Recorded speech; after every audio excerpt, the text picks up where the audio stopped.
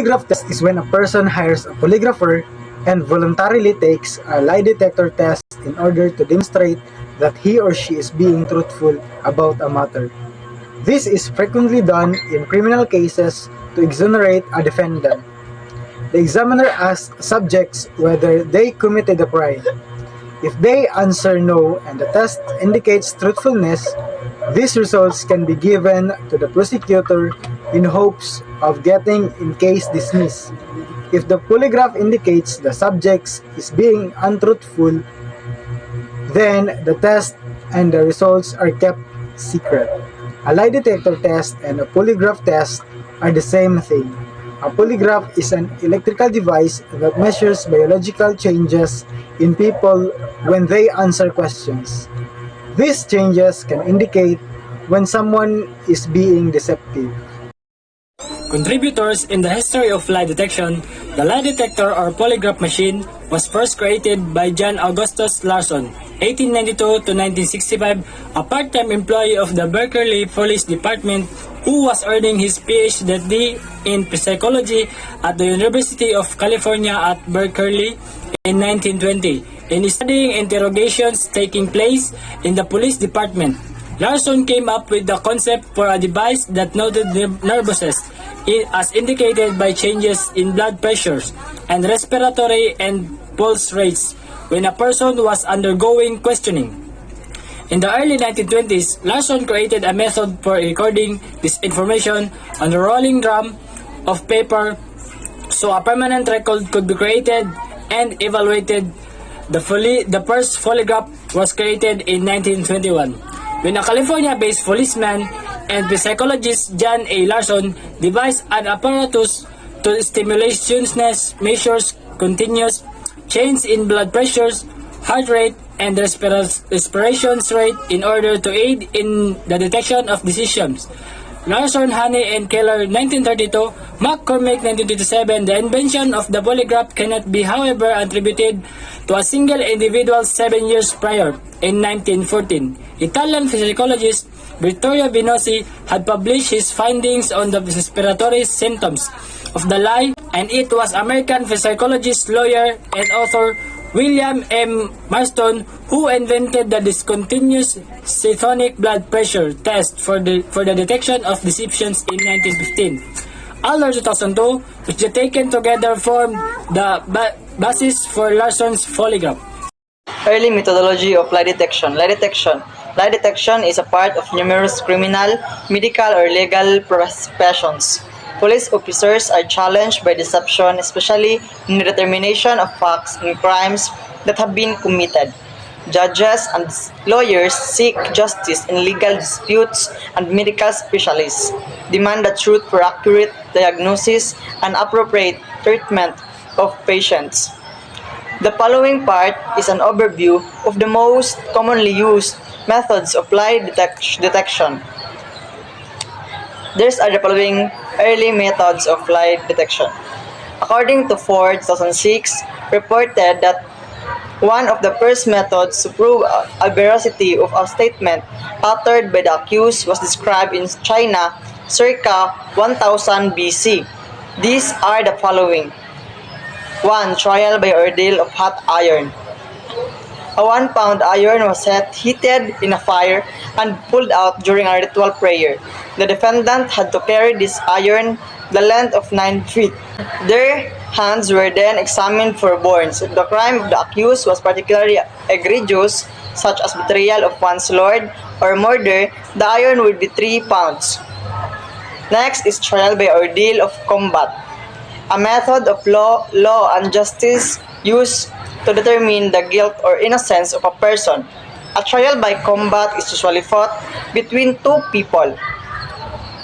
Next is a trial by ordeal of rice chewing. It is a method of detecting deception whereby an accused will be required to take rice to clergy bread or cheese. If the accused failed to swallow even a single grain of concentrated rice, he or she will be judged guilty. Next is trial by ordeal of donkey's tail. In India, around 500 BC, a person suspected of theft is subjected to a test to determine his or her guilt. The suspect is required to enter a dark tent, and inside the tent is a donkey. The tail of this donkey is covered with soot. The suspect is told to pull the tail of the donkey. When the suspect comes out with a dirty hand, he is not guilty, as he is not afraid to pull the donkey's tail, because he did not commit any wrong. A person who comes out in a tent with a clean hand is presumed guilty, as he is afraid to pull the donkey's tail, a manifestation of guilt at that time. Next is trial by ordeal by balance. It is a method mostly given to women, minors, and old or disabled people. The person performing the ordeal was twice weight on the balance. If the person who is lighter than the previous weight, they were considered innocent. If they were heavier the second time, they were considered guilty. In the field of criminology, phrenology helped to spread the belief that delinquent behavior should be the subject of the scientific study. It strengthened the medical model of criminal behavior, according to which the behavior of some perpetrators may be affected by brain malfunctions. By virtue of this idea, many crimes were assessed, saving a multitude of mentally ill people from being unfairly sentenced. Although phrenology fell into oblivion and was discredited, Gall's work rendered an important service by reminding researchers that the human body is affected by environmental factors, and together they build an entity of mutual relations. The case of Frye United States in using polygraph. In 1923, in Frye United States, the District of Columbia Court rejected the scientific validity of the lie detector because the technology did not have significant general acceptance at that time. The court gave guidelines for determining the admissibility of scientific examinations. Somewhere in this twilight zone, the evidential force of the principle must be recognized, and while the courts will go a long way in admitting experimental testimony deduced from a well-recognized scientific principle or discovery, the thing from which the deduction is made must be sufficiently established to have gained general acceptance in the particular field in which it belongs. Essentially, to apply the Frye v. standard, a court had to decide if the procedure, technique, or principles in question were generally accepted by a meaningful proportion of the relevant scientific community. This standard prevailed in the federal courts and some states for many years.